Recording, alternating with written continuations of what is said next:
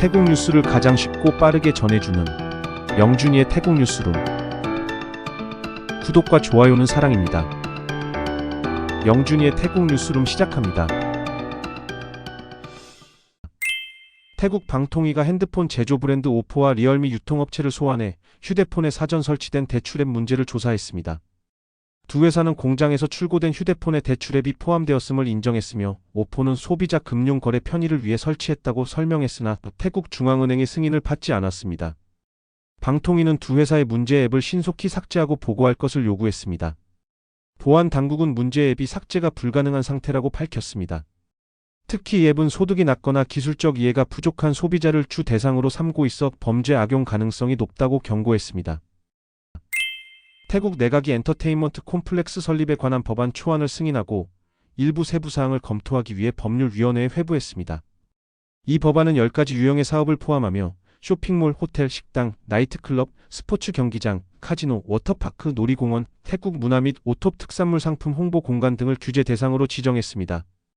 초기 사업 허가 비용은 50억 바트, 연간 갱신 비용은 10억 바트로 책정되었으며 태국인이 카지노에 입장할 경우 1회당 5천 바트를 지불해야 합니다. 법안은 사회복지부의 우려를 반영해 추가 검토 후 의회에 상정될 예정입니다. 타위 법무부 장관 겸 뿌라차차당 대표가 엔터테인먼트 콤플렉스 법안이 내각에 상정된 것에 대해 당 소속 의원들이 이슬람 교리에 반한다며 반대 입장을 표명했다고 밝혔습니다. 그는 이 법안이 이전 국회에서 이미 2차례 검토되었으며 기존 도박법 대신 새로운 법안이 필요하다는 의견이 나왔다고 설명했습니다. 뿌라차차당은 이슬람 지역 사회의 가치를 존중하기 위해 해당 법안을 지지할 수 없음을 연립정부에 전달했다고 확인했습니다. 태국 정부는 조류독감 확산에 대비해 백신 생산 역량 강화를 발표했습니다. 현재 태국에서는 2003년부터 2024년까지 25명이 감염되고 17명이 사망했습니다. 제약공사는 조류독감 예방 백신인 플루백 H5의 생산을 확대할 계획입니다. 연간 10만에서 40만 도스 생산을 목표로 백신 제조 허가를 올해 안에 받을 예정입니다. 태국 에너지부 대변인이 전력 안정성을 위해 예비 발전소가 필수적이라고 밝혔습니다. 예비 전력 비율은 25.5%로 유지되지만 코로나19로 인한 경제 변화가 영향을 미쳤다고 설명했습니다. 2024 전력 개발 계획은 태양광 등 청정에너지 사용을 가속화하며 비용 절감으로 전기요금 하락이 기대됩니다.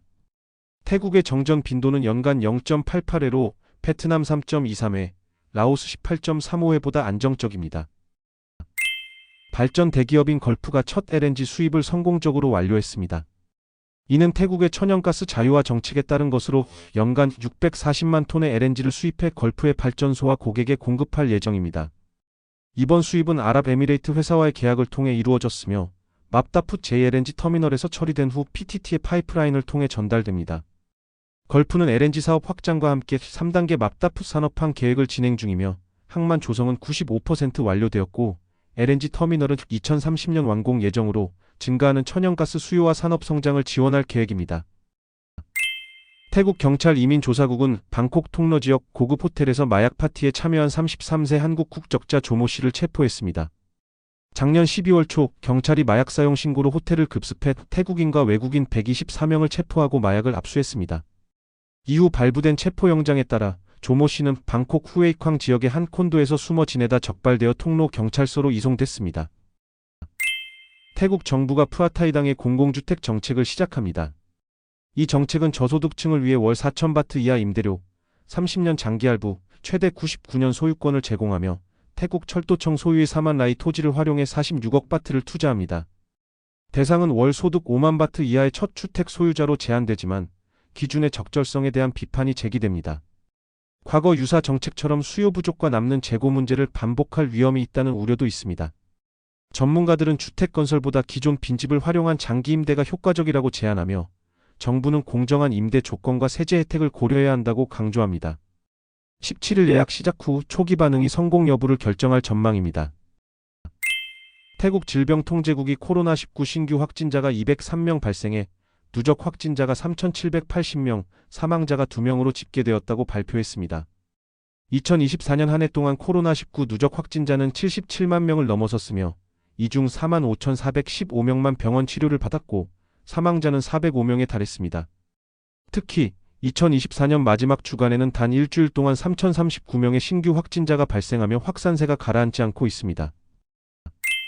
방콕시가 쓰레기 분리배출 캠페인을 시작하며 쓰레기 분리와 수수료 인상을 발표했습니다. 방콕은 현재 월 20바트인 쓰레기 수거료를 연말까지 60바트로 인상할 예정이며 분리배출 가구는 기존 요금을 유지합니다. 방콕시는 하루 1만 톤의 쓰레기를 처리하고 있으며 그중 50%가 음식물 쓰레기로 재활용 쓰레기와 섞이면서 처리 비용이 연간 70억 바트에 달한다고 밝혔습니다. 가구별로 애플리케이션 또는 구청을 통해 등록이 가능하며 분리배출 가구에는 음식물 쓰레기용 녹색 봉투가 제공됩니다. 등록된 가구는 분리배출 여부를 매 3개월마다 점검받으며 규정을 준수하지 않을 경우 등록이 중단될 수 있습니다. 이상 영준이의 태국 뉴스룸을 마치겠습니다. 감사합니다.